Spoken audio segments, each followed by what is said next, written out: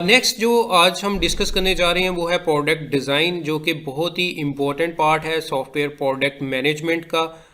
इसमें सबसे पहले जैसे हमने स्ट्रेटजी देखा, स्ट्रेटजी के बाद जो है उसको कैसे प्लान किया जाता है, सेम उसी तरह प्रोडक्ट डिज़ाइन भी है। डिज़ाइन जो है कस्टमर को अपनी तरफ लेके आने के लिए जो है ना बहुत इम्पोर्टेंट है। उसमें सबसे पहला जो अगर बात करें तो पहला पॉइंट क्या है, कॉन्सेप्चुलाइजेशन का है, जिसमें हम स्ट्रेटजी बनाते हैं या अपनी जो है वो रिक्वायरमेंट गैदर करते हैं कि स्टेक होल्डर्स के साथ मिलके कि एक्चुअली ये प्रोडक्ट है क्या, प्रोडक्ट का मेन आइडिया क्या है, उसको जो है वो डिस्कस किया जाता है।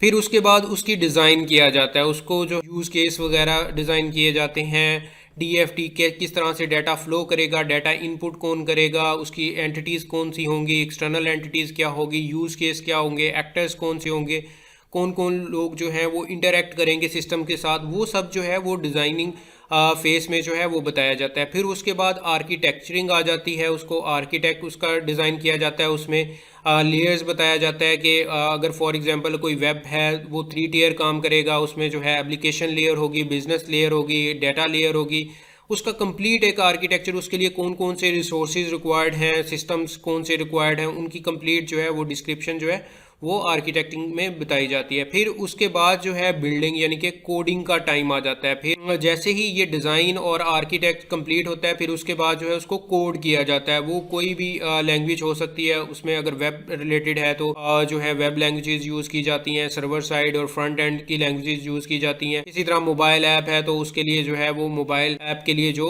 लैंग्वेज यूज़ की जाती है तो यहाँ पे मेंशन करते हैं, कोड किया जाता है। फिर उसके बाद जो है वेरीफाइंग किया जाता है और वैलिडेट किया जाता है कि जो प्रोडक्ट बनी है क्या ये स्टार्टिंग में ऐसी ही थी और एंड जो रिजल्ट आया क्या ये वैसे ही काम कर रही है। तो उसको जो है वेरिफिकेशन टेस्टिंग के थ्रू जो है वो वेरीफाई और वैलिडेट को जो है वैलिडेशंस को जो है वो चेक किया जाता है। ये जो ये कंप्लीट प्रोसेसेस हैं, ये प्रोडक्ट डिज़ाइन का जो है वो पार्ट है। नेक्स्ट है why is product design important in software development.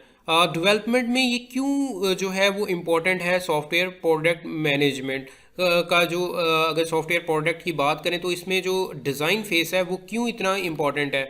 उसमें सबसे पहले अगर बात करें तो क्योंकि ये एक क्रूशल है, एक अगर यूनिक डिज़ाइन होगा तो कस्टमर जो है अट्रैक्ट होंगे उसकी तरफ, उस डिज़ाइन की तरफ। इसी तरह और इसमें डिज़ाइन अगर इजी होगा, कस्टमर को आसानी से समझ आ रहा होगा तो कस्टमर जो है उस चीज़ को यूज़ करेगा, उसके लिए जो है वो लॉयल होगा, वो उसको उसका अगर इंटरफेस उसको बेहतर लग रहा है या वो सर्विसेज अच्छी प्रोवाइड कर रहा है तो कस्टमर अट्रैक्ट होता है, तो कस्टमर इस तरह के डिज़ाइन को जो है वो पसंद करता है। तो इसलिए जो प्रोडक्ट डिज़ाइन है वो एक क्रूशल या जिसे हम कह सकते हैं एक बहुत ही इम्पॉर्टेंट पार्ट है हमारी सॉफ्टवेयर प्रोडक्ट मैनेजमेंट का।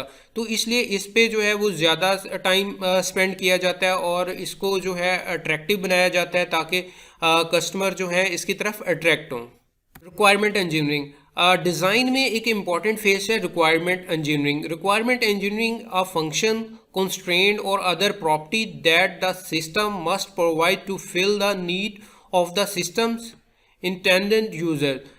इसमें ये है कि रिक्वायरमेंट इंजीनियरिंग में हम फाइंड आउट करते हैं कि हमारे सिस्टम के जो हैं वो फंक्शंस क्या क्या होंगे और इसके अलावा उसमें कंस्ट्रेंट हमने क्या ऐड करना है। जैसे फॉर एग्जांपल ईमेल है तो ईमेल में ऐड का साइन होना मस्ट है, या हमारा मोबाइल फ़ोन है उसमें डिजिट जो हैं वो 11 डिजिट जो हैं वो फिक्स होने चाहिए। तो इस तरह से मतलब कोई कंस्ट्रेंट चेक्स और इसके अलावा प्रॉपर्टीज़ कलर क्या होंगे और इसके अलावा साइज़ क्या होगा। तो ये जो है वो प्रॉपर्टी में हर सिस्टम जो हम प्रोडक्ट या सॉफ्टवेयर डिज़ाइन करने जा रहे हैं उसकी कंप्लीट जो है वो रिक्वायरमेंट के लिए यूज़ की जाती है। रिक्वायरमेंट इंजीनियरिंग वो यहाँ पे डिफ़ाइन की जाती है। नेक्स्ट है गुड रिक्वायरमेंट्स क्या क्या हो सकती हैं। तो उसमें सबसे पहले बात करते हैं क्लियर एंड एम्बिग्यूअस जो है वो होनी चाहिए। अब क्लियर का मतलब ये है कि कुछ ऐसी रिक्वायरमेंट ना हो जिसमें जो है वो एक से ज़्यादा उसके मतलब आ रहे हों। ठीक है, क्लियर होनी चाहिए। और इसी तरह करेक्ट होनी चाहिए। जो रिक्वायरमेंट गैदर की जाए उसमें जो है वो रियल जो नीड है वही जो है वो डिफ़ाइन की गई हो। फिर इसी तरह अंडरस्टैंड एबल होनी चाहिए कि जो रीडर है या वो डेवलपर है या कोई स्टेक होल्डर है उसको वो पढ़ते साथ ही जो है वो समझ आ जानी चाहिए कि ये एक्चुअली रिक्वायरमेंट है क्या। फिर इसी तरह वेरीफाइबल होनी चाहिए, रिक्वायरमेंट कैन बी टेस्टेड, वो वेरीफाइड हो जो है वो टेस्टर के थ्रू या जो कंपनी मैनेजर है उसके थ्रू या डेवलपर के थ्रू जो है वो किसी ना किसी तरीके से जो है उसको वेरीफाइड किया हो कि वाकई ही यही जो है वो रिक्वायरमेंट है। फिर इसी तरह कंप्लीट होनी चाहिए, रिक्वायरमेंट की इंफॉर्मेशन जो है उसमें जो है कुछ मिसिंग नहीं होनी चाहिए, तो वो कंप्लीट इन्फॉर्मेशन जो है वो शेयर की जानी चाहिए। फिर इसी तरह कंसिस्टेंसी होनी ज़रूरी है, कन्फ्लिक्ट ना आए किसी दूसरी रिक्वायरमेंट के साथ, दूसरी रिक्वायरमेंट कोई एक और रिक्वायरमेंट और जो करंट रिक्वायरमेंट है ये सेम नहीं होनी चाहिए उसमें जो है क्योंकि ये न्यू रिक्वायरमेंट है तो ये कंप्लीट और इसमें कन्फ्लिक्ट जो है वो नहीं होना चाहिए। ट्रेसेबल होनी चाहिए, हर एक रिक्वायरमेंट की यूनिक आईडी होती है तो उसको हर एक रिक्वायरमेंट को एक यूनिक आईडी दी जाती है जिससे वो ट्रेसेबल होती है कि रिक्वायरमेंट 1 कंप्लीट है, रिक्वायरमेंट 2, रिक्वायरमेंट 3, इस तरह से उनको जो है हर रिक्वायरमेंट को एक यूनिक आईडी असाइन कर दी जाती है। नेक्स्ट ये SRS यानी कि सॉफ्टवेयर स्पेसिफिकेशन जो रिक्वायरमेंट्स हैं ये किन के लिए होती हैं, उस वो डेवलपमेंट टीम भी उसे यूज़ करती है, मेंटेनेंस जो मेंटेन कर रही होती है टीम उसके लिए भी रिक्वायर्ड होती है और इसी तरह क्लाइंट्स जो होता है उसके लिए भी रिक्वायर्ड होती है। तो इसलिए जो है इसको बड़े ही ध्यान से और जो है एहतियात के साथ जो है इसको नोट डाउन किया जाता है। और इसी तरह अगर कस्टमर से रिक्वायरमेंट लेनी है तो उसको जो है वो प्रॉपर तरीके से सुन के इंटरव्यू की फॉर्म में या जो है किसी इसके अलावा बहुत सारे मेथड्स होते हैं उनके थ्रू जो है डाटा कलेक्ट करके फिर उसको प्रॉपर डॉक्यूमेंट जो है वो किया जाता है। टाइप ऑफ रिक्वायरमेंट्स, 2 टाइप की जो है वो रिक्वायरमेंट्स होती हैं। अगर हम डिज़ाइन प्रोडक्ट डिज़ाइन फेज़ की बात करें तो 2 जो मेन है रिक्वायरमेंट्स हैं वो कलेक्ट की जाती हैं। एक फंक्शनल रिक्वायरमेंट होती है, एक नॉन फंक्शनल रिक्वायरमेंट होती है। फंक्शनल रिक्वायरमेंट ये होती है जो कि हमारे सिस्टम की नीड है, उसके बगैर जो है वो सिस्टम चल नहीं सकता, रन नहीं हो सकता, वो मेन फंक्शनैलिटीज़ का होना ज़रूरी है।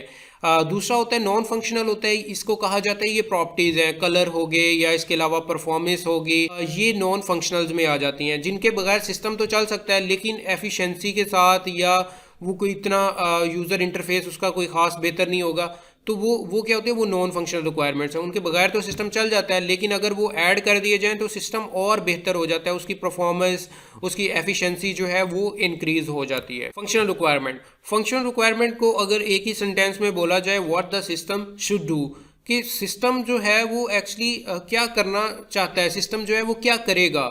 अब उसमें एक्चुअल वो किस तरह की सर्विसेज प्रोवाइड कर रहा है, ठीक है, उसमें फंक्शन क्या क्या होंगे, यूज़र जो है हमारा जो स्टेक होल्डर है वो क्या चाहता है उस सॉफ्टवेयर से और उस सॉफ्टवेयर में मेन फंक्शन क्या है। अब फॉर एग्जांपल जैसे स्टूडेंट मैनेजमेंट सिस्टम है, स्टूडेंट मैनेजमेंट सिस्टम में क्या होगा, स्टूडेंट का एक मॉड्यूल होना चाहिए, फैकल्टी का मॉड्यूल होना चाहिए, स्टूडेंट की जो है वो ऑनलाइन अटेंडेंस हो सके, वो कोर्स की रजिस्ट्रेशन कर सके। तो ये क्या है, ये बेसिक हमारी फंक्शन रिक्वायरमेंट्स हैं, फंक्शनल इसे कहा जाता है फंक्शनल रिक्वायरमेंट है। फिर इसी तरह एक फंक्शनल रिक्वायरमेंट किस तरह से लिखी जाती हैं, टेबलर फॉर्म में जो है उसको एक यूनिक आईडी दी जाती है। फंक्शनल रिक्वायरमेंट जैसे FR फंक्शनल रिक्वायरमेंट 1 है, ये यूनिक आईडी है। फिर उसकी जो है वो साथ में डिस्क्रिप्शन बताई जाती है कि user should be able to enter sales data. अब ये कोई सेल्स जो है उसका एक सिस्टम बनाया जा रहा है तो उसमें ये बताया जा रहा है कि यूज़र जो है वो should be able to enter sale data जो है यूज़र एंटर कर सके, इनपुट जो करेगा वो यूज़र करेगा। फिर इसी तरह FR2 है यानी कि फंक्शन रिक्वायरमेंट 2 है, एक आईडी है, वो क्या है, sales report should be generated every 24 hours, हर 24 घंटे बाद जो है वो रिपोर्ट जो है वो जनरेट करे। फिर इसी तरह रिक्वायरमेंट 3 क्या है, API इंटरफेस जो है वो इनवॉइस सिस्टम्स के लिए जो है वो प्रोवाइड किया जाए। तो ये इस तरह से और भी जो रिक्वायरमेंट होगी उसको इस तरह से नंबरिंग दे के यूनिक एक नंबर दिया जाता है और उस क्लियर होती है कि वो रिक्वायरमेंट एक्चुअली चाहता क्या है, यूज़र उसमें क्या चाह रहा है, हमारी सिस्टम में क्या होना चाहिए। तो उसके लिए जो है वो इस तरह से टेबलर फॉर्म में जो है वो डाटा या रिक्वायरमेंट जो है वो लिखी जाती हैं।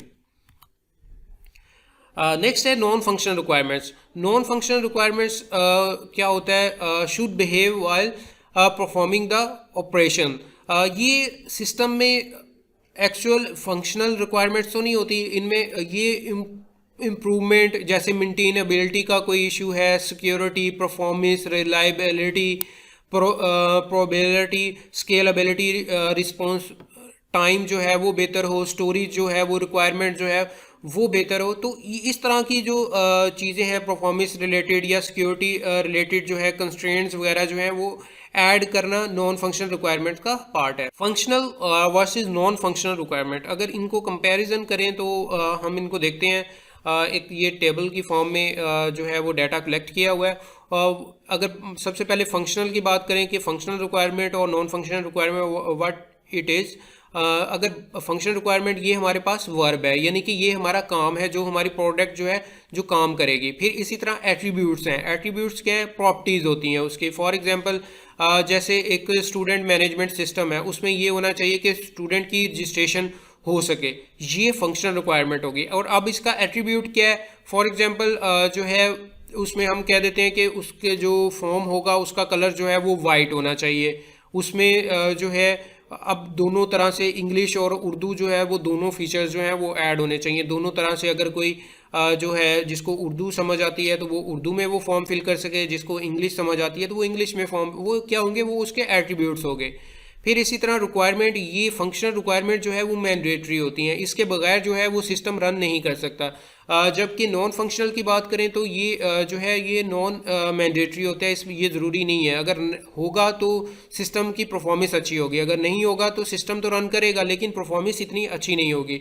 फिर इसी तरह एंड रिजल्ट क्या आएगा? प्रोडक्ट के फीचर मिलते हैं अगर हम फंक्शनल रिक्वायरमेंट पे काम कर लेते हैं। और इसमें हमें क्या मिलता है? प्रोडक्ट की प्रॉपर्टीज़ जो हैं वो मिलती हैं, यानी कि एट्रीब्यूट्स जो हैं वो उसके मिलते हैं। इजी टू कैप्चर, कैप्चरिंग इसकी फंक्शनल रिक्वायरमेंट की जो है वो इजी होता है, क्योंकि मेन इसमें फंक्शनैलिटी होता है, वो यूज़र जो काम करना चाह रहा होता है वो मिल जाता है। तो इसको कैप्चर करना और इसको जो है वो कोड करना आसान होता है। जबकि नॉन फंक्शनल रिक्वायरमेंट ये हार्ड टू कैप्चर होता है इसको, क्योंकि परफॉर्मेंस, टाइम, सिक्योरिटी इसके जो हैं वो एल्गोरिदम भी स्ट्रॉन्ग होते हैं, इसको कैप्चर करना थोड़ा सा टफ होता है।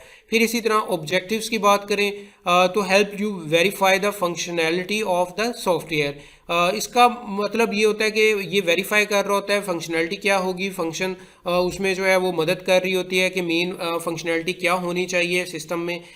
जबकि ये परफॉर्मेंस, सॉफ्टवेयर की परफॉर्मेंस में जो है वो वेरीफाई करने में हेल्प करती है नॉन फंक्शनल रिक्वायरमेंट्स। उसके बाद डॉक्यूमेंट की बात की जाए तो describe what the product does, कि हमारी जो प्रोडक्ट है वो एक्चुअल काम क्या करेगी। और इसी तरह describe how the product works, कि काम किस तरह से कर रही है।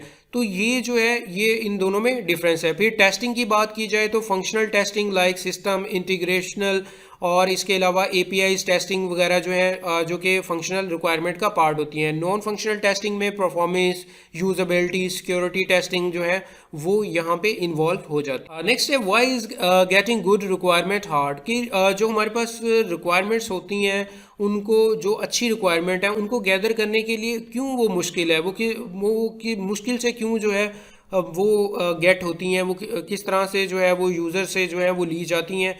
तो उसको वो क्या वजह क्या होती है उसमें? सबसे पहले अगर बात करें तो stakeholders don't know what they really want, उनको नहीं पता होता कि वो क्या चाहते हैं। क्योंकि एक लेमैन है या जिसको सॉफ्टवेयर डेवलपमेंट का आइडिया नहीं है, उसको नहीं पता होता कि वो एक्चुअली क्या चाहता है, उस सिस्टम में क्या होना चाहिए, वो इस तरह से क्लियर नहीं होता उसका माइंड। तो ये जो है अब इसको मीटिंग्स रखी जाती हैं, इंटरव्यू किए जाते हैं, कोई फॉर्म वगैरह फिल करवाई जाती हैं, जिससे रिक्वायरमेंट जो है स्टेक होल्डर की क्लियर हो। Stakeholder express requirement in their own term. अब जो स्टेक होल्डर होगा वो अपने लिहाज से जो है वो रिक्वायरमेंट्स बताता है, फिर उसको बाद में डेवलपर या प्रोडक्ट मैनेजर होता है वो उसको अपने हिसाब से मॉडिफाई करता है, और फिर जो है वो डेवलपमेंट टीम को जो है वो भेजी जाती है। इसी तरह नेक्स्ट जो है, अगर डिफरेंट स्टेक होल्डर्स हैं उनमें जो है वो कन्फ्लिक्ट हो सकता है। एक स्टेक होल्डर उसी रिक्वायरमेंट को किसी और तरीके से बता रहा होगा और एक जो है वो किसी और तरीके से बता रहा होगा, तो इनमें जो है कन्फ्लिक्ट आ जाता है। तो उन दोनों कन्फ्लिक्ट को ख़त्म करना और जो है वो उनमें कॉमन जो है वो रिक्वायरमेंट को गेट करना, वो एक चैलेंज होता है इसमें। नेक्स्ट है the requirement change during the process. जब रिक्वायरमेंट इंजीनियरिंग का प्रोसेस चल रहा होता है तो उसमें जो है वो चेंजेस भी आ रही होती हैं। फिर न्यू स्टेक होल्डर्स अगर इन्वॉल्व होते हैं तो वो जो है वो नया कोई आइडिया, बिजनेस इन्वायरमेंट अगर चेंज हो जाता है तो उसमें उस लिहाज से उसको चेंज करना जो है, मॉडिफाई करना एक जो है मुश्किल प्रोसेस है। तो वो भी जो है वो भी कहीं ना कहीं जो है वो असरअंदाज होता है इन रिक्वायरमेंट्स को गैदर करने।